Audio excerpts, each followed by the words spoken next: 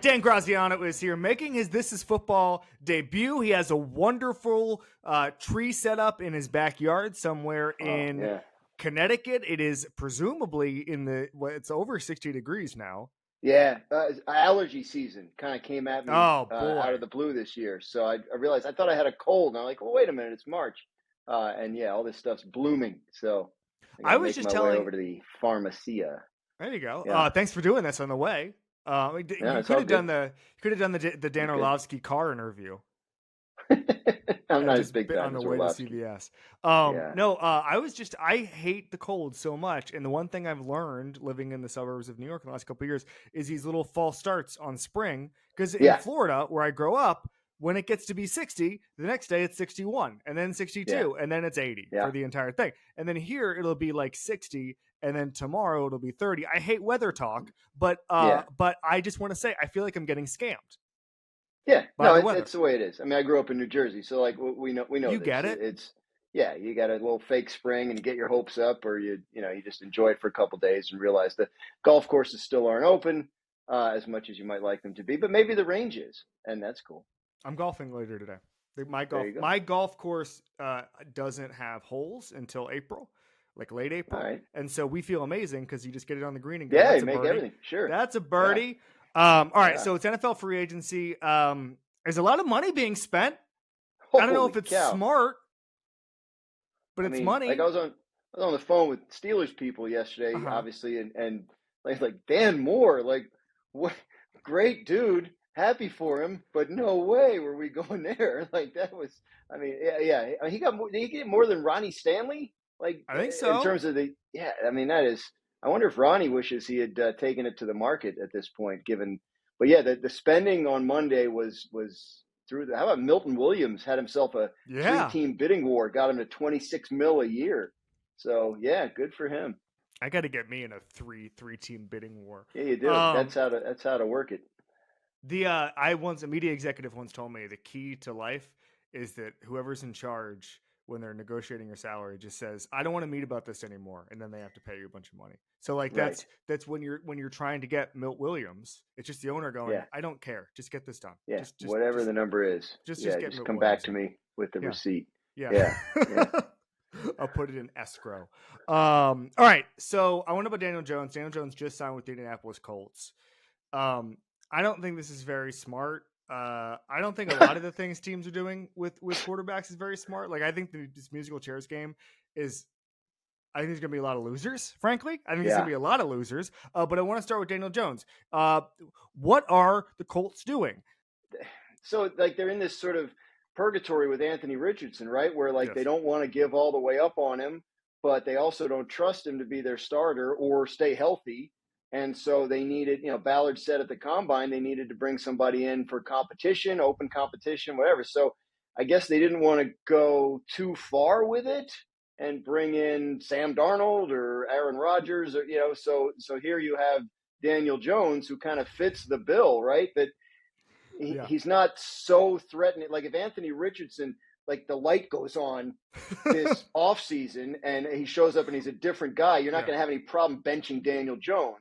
But if not, you have a guy that has started some games in the league and won some games in the league and can play instead of him. So he's kind of the poster child for what they were looking for. I'm just not sure that's the right way to go about quarterback. But to your point, like there's not 32 good answers. Yeah. Like some of these teams are just stuck with. I mean, you think the Steelers wanted to be picking between Aaron Rodgers and Russell Wilson in 2025? No, that's just sort of where they are. All right, so you brought up something that's very interesting to me because it feels like Daniel Jones in this scenario is playing the role of a Ryan Fitzpatrick or Andy Dalton, which is if you cannot beat this gentleman out, your career is over. You're not the answer here. Yeah. You're not the guy. You are the Mendoza line of quarterbacking. Either you're above Daniel Jones and you get to continue on being the Indianapolis Colts quarterback and we can sign an extra contract and all that stuff and you can make the money that typical starting quarterbacks make in the second contract, or we're going to trade you for a 6th round pick. There's no way. Right. Daniel Jones serves a function in that regard. Yeah, no question about it. And again, I think he's exactly like if you were saying, like if we were talking a couple of weeks ago, here's what we think the Colts want to do in terms of bringing in the veteran quarterback, to compete with or push Anthony Richardson, like who would that be? You might have said to me, I don't know, that sounds like Daniel Jones. And sure enough, here we are.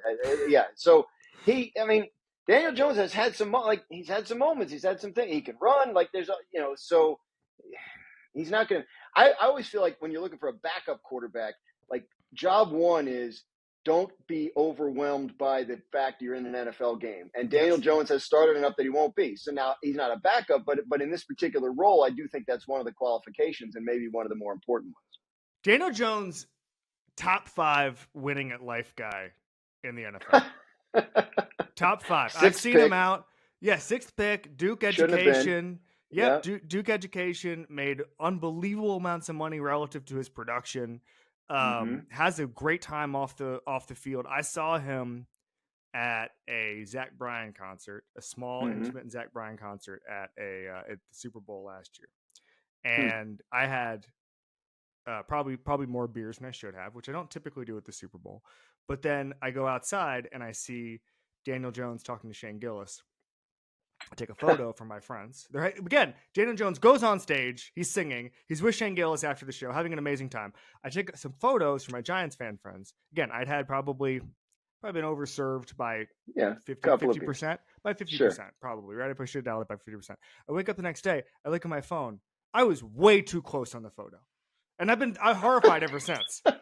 Way too close, like they uncomfortably knew you were there. Close. They definitely, and I was like, why was I standing there? Why was I so close? I was with Jeff Darlington at the time. He was nowhere. He wasn't helping me. He wasn't like, hey man, you're standing too close. He needs to pull you back. He wasn't like, you're standing too close to Gillis. That grabs the head coach and pulls him back off the field so you don't get a flag like that. That's Friday night. Yes. Yeah. And Saturday morning I wake up and I go, no one was saving me from myself here. Now I didn't say anything. I wasn't annoying, but without a doubt, I had the phone too close to their faces. Unbelievable. All right. We talk about the QB musical chairs. Who's going to end up winning this? Like, who's going to, when we look back on this in October? The Chiefs? Yeah. I mean, really? Yes. Like I said this on TV yesterday. They were like, who wins this? And I was like, well, I think the Raiders do because they got the best quarterback. Yeah. But that seems like, as Homer Simpson said, the two greatest words in the English language are default. Yeah. They win this by default. But if you're saying which team that's in contention here, is in the little cycle, is going to come out the best, it's probably the Vikings because they didn't commit to Sam Darnold. JJ McCarthy's really good. Kevin O'Connell figures something out. So I'll leave it to you. When we look back on this week in October, we're going to say who crushed it with the quarterback position. Yeah, we're not counting like the Rams, right, for keeping Stafford. That was a couple weeks. All right. Yeah. So, I would agree with you on both your points. One being that of all the new acquisitions, Geno is probably the best one. Good for the Raiders for sort of identifying that he was available before anybody else did. And then the Vikings, if J.J. McCarthy is really good, then we'll be able to say that they got this right. Now, I know the Vikings were trying to keep Daniel Jones because they do want some kind of veteran there in case McCarthy is not ready, either health-wise or development-wise. Their whole thing with McCarthy is when he is ready, we don't want anyone standing in his way, but we also do not want to play him before he's not one day before he is ready. So I know that they'll still be scouring. It doesn't sound like they'll be in on Aaron Rodgers, but they'll still be looking to bring somebody in. And it's possible that could matter. But I think in an ideal world, it doesn't because J.J. McCarthy just hops right in and takes over and starts playing quarterback the way people do for Kevin O'Connell, which is in a way that gets them all paid by other teams. So I think you're probably right. The Vikings franchising or re-signing Sam Darnold, I do think would have been a mistake.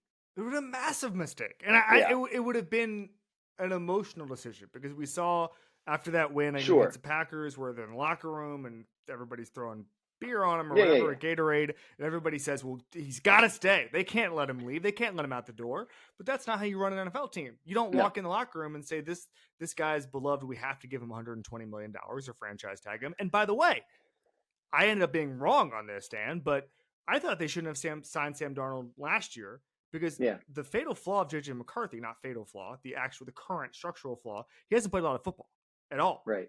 Especially when you consider Michael Penix and Bo Nix and Jaden Daniels and these guys who've thrown 2,000 career college passes. JJ McCarthy, I think, had 1,000 less career attempts than Bo Nix. And so I wanted him to get NFL reps with the first team, Right. all of training camp, all of preseason. And I want that now as long as he's healthy. And so Right. anybody, you mentioned that they're not in for Rodgers. Thank God. Whoever comes in, I mean, you could say that about for a lot of reasons, but whoever comes in has to be taking reps with the twos. Everything, as you said, should be built around JJ McCarthy's development. Everything. Yeah. I remember being at their camp last summer and talking to Kevin O'Connell about it. And it was at a point, it was when JJ was still healthy. Yeah. And they were starting to give him first team reps in practice. Like they had just like the day before was like the first time he had done it. And, talking to Kevin about like how they wanted to manage this development, because, Kevin had been really scarred by some previous experiences, right? In Washington with, Dwayne Haskins, right? They felt like they threw him in before he was ready, the late Dwayne Haskins. So he wanted to make sure that the whole thing with McCarthy was not like, I'm not worried about like putting him in there and him getting hit or like this. He said the problem that young quarterback development sees is when negativity compounds, when bad things happen and kind of pile on top of each other. He said, I want to make sure by the time he's there that we're not at risk of that. Like if something goes wrong, we can deal with it. We can get past it. Now, obviously, he gets hurt, so that we never really know whether he would have come quickly enough. They were open to the idea of J.J. McCarthy starting last year, but at the time that I was having this conversation, they felt like Darnold was way ahead of him in terms of his ability to start the season, and they were ready to go into the season with Darnold as the starter.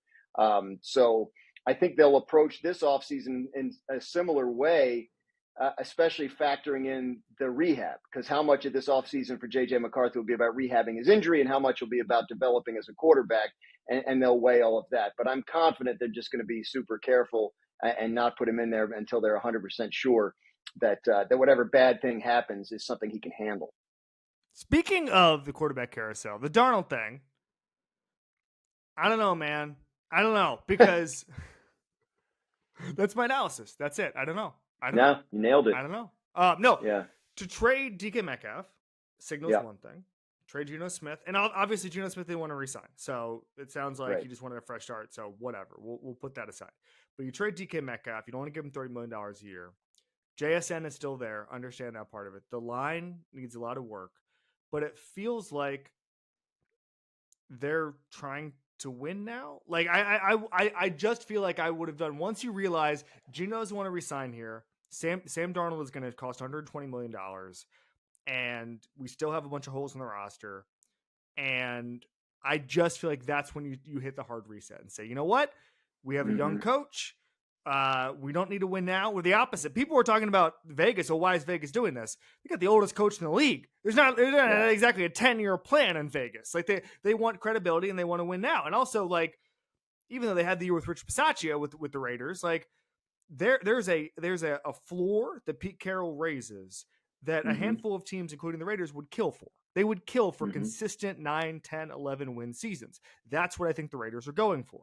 The Seahawks don't need to do that. Their fans have had Super Bowls. Their fans are not in the wilderness. I think you could have hit the hard reset, blown it up, gone with a kind of a bargain bin type guy, or even maybe an Aaron Rodgers guy on a cheap contract. This Darnold thing, to me, I just don't know what direction we're headed in.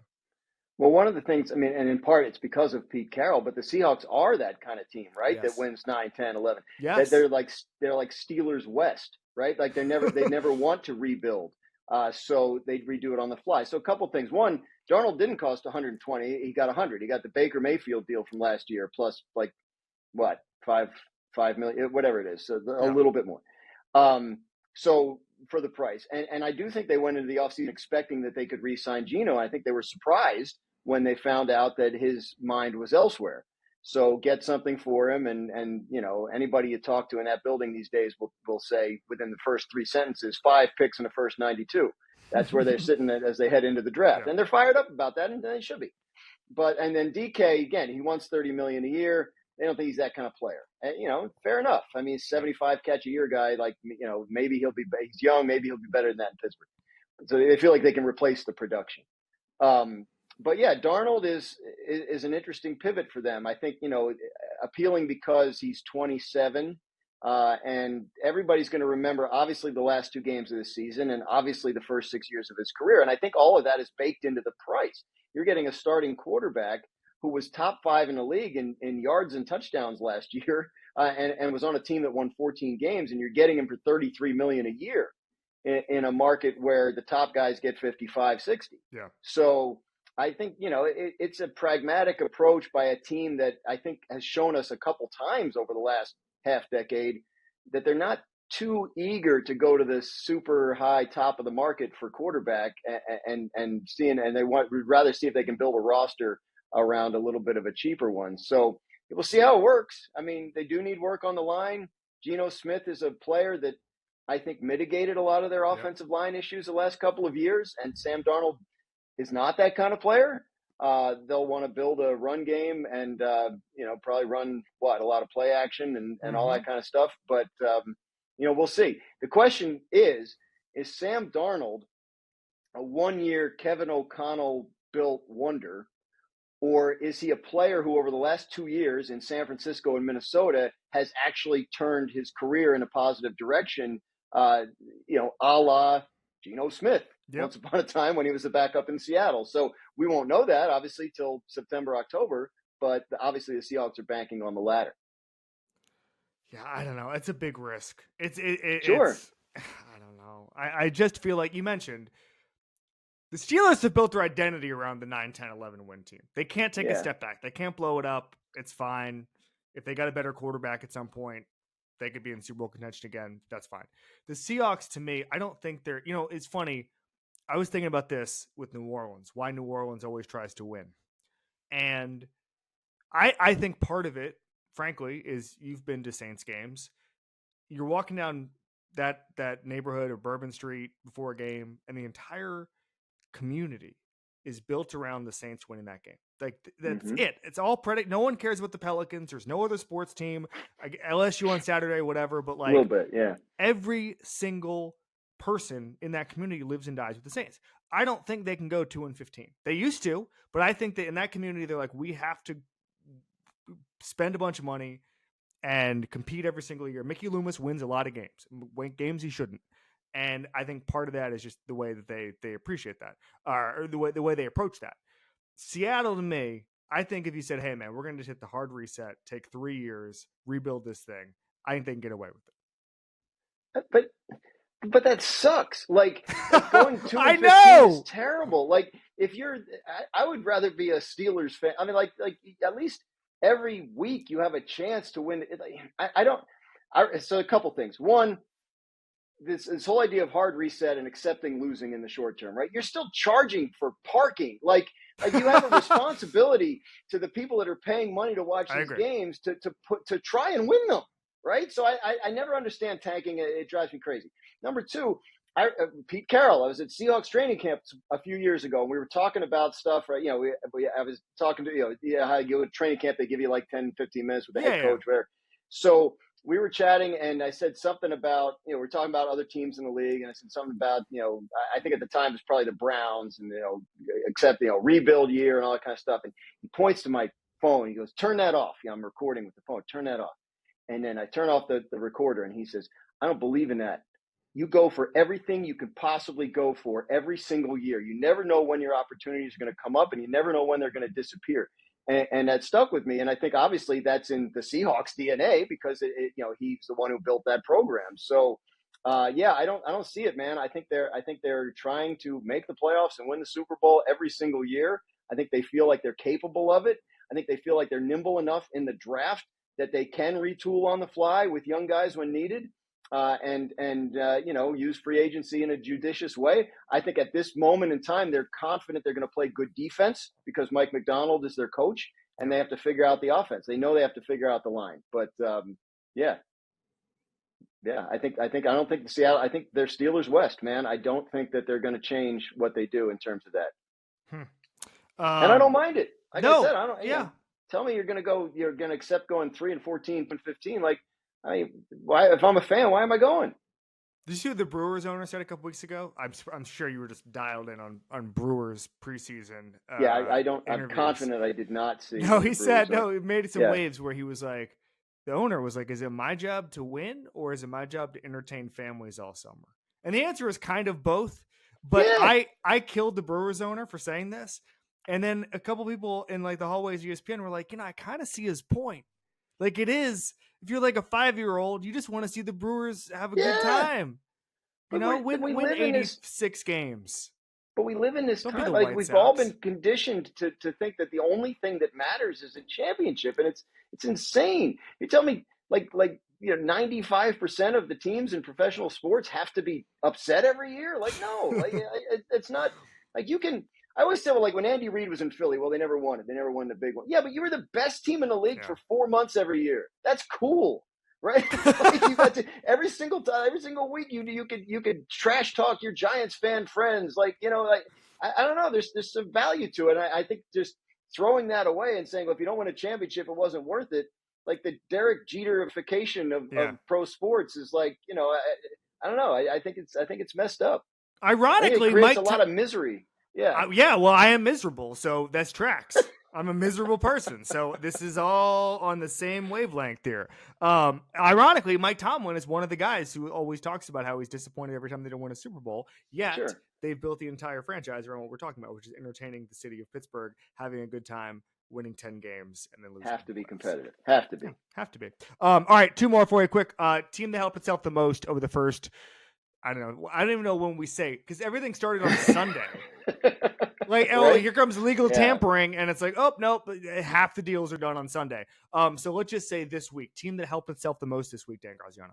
I think a lot of people are going to just say the Patriots because of the volume and the money they spent, but I really look at the Bears. I think when you look at the trade acquisitions of the interior linemen, the signing of Drew Dahlman from Atlanta, and then the defensive acquisitions are also up on the interior of the defensive line. It's a team that gave up a league-leading 68 sacks last year and had the fifth most rushing yards. So, like, hey, I think we know where the problems are. But also, like, I like the fact that they brought in veterans on the offensive line, like not draft picks, because you have a young quarterback. And the more you can kind of remove from his plate, right, the more you can kind of just say that, like, hey, we'll while you get up to speed in the NFL, we got guys that can handle the protection calls, right? Like we're going to take that, like, and we'll get it to you eventually, but right now that's not what you need to be dealing with. So I think I think the Bears are a team that really, really helped themselves in some strategic ways. The one funny thing about that, I completely agree with you. I'd also throw the Commanders in there, just getting more credibility and Laramie Tunsil. And I think that sometimes getting guys you've heard of this time of year, especially veterans, can be overrated, but I think that they're raising their floor, and they're also signaling, especially with the Deebo Samuel thing, they're signaling that they're not going to they're not going to be Joe Burrow. They're not going to say, we got a franchise quarterback, we'll let him figure it out. No, you're going to be proactive, you're going to be flexible, you're going to spend money. That's what they did with the free agency last year, instant credibility on the lines. Like there is something to be said for that. If we're being fair, the Bengals did do this after Joe Burrow's rookie year. And they ended up winning or going to the Super Bowl, right? And so it's not like that's. But yes, I understand what you're talking about with Burrow at this point. But the Commanders, like this whole like load up after the big rookie year by the quarterback, like does it always work? Like it worked for the Bengals. Yeah, but sometimes it works. Sometimes it didn't work for the Texans. Did not work for the Texans, who, by the way, I'm a little disappointed in the last couple of days. But no, what I was going to say real quick about the Bears is everyone keeps saying, oh, Caleb Williams, he holds on to the ball too long. That's who he is. Have you watched Caleb Williams? He's been doing that since high school. So you better build an offensive line around him holding on to the ball, because I promise you, he's not all of a sudden going to become Drew Brees, okay? He's not just going to start throwing darts in 1.4 seconds like when Drew Brees was 42 years old, okay? So you build a team, and this is what they're doing, around, I wouldn't call it limitations, but his style of play. It's just going to be who he is. All right, team you're most disappointed by? Team I'm most disappointed. I think if the Cowboys were doing what the 49ers are doing, we'd be crushing them. Yes. I think, like, what are the 49ers? And I've read, like some of the analysis about how they're changing their spending philosophy and all this. I don't know, man. Like they were in a window, and they're letting a lot of guys walk out the door. And, Dre Greenlaw. I don't know. We'll see. A lot of the core guys are still there, but man, that was a deep loaded roster that looks like it's going to go into this year as one that's not. And if they have their usual injury problems, it could be worse than it usually is. I'll say this. I completely agree with you. And I saw some Niners writers talking about this. I think we're underrating how much evolution Kyle Shanahan's going to go through without Juice and without Debo. Like, he's going to have to change a lot. Like, the point of Brock Purdy is he was great in this well-oiled machine, and they got rid of the machine. So I don't know what's going to happen, Dan, when you give him $60 million.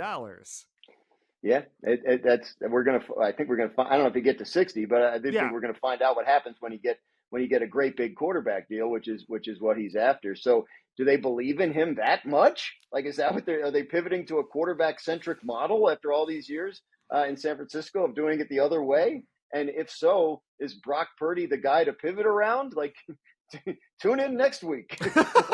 We'll find out if the 49ers are getting their ass kicked or if they were smart and we didn't know what we were talking about. Thank you, buddy. My pleasure.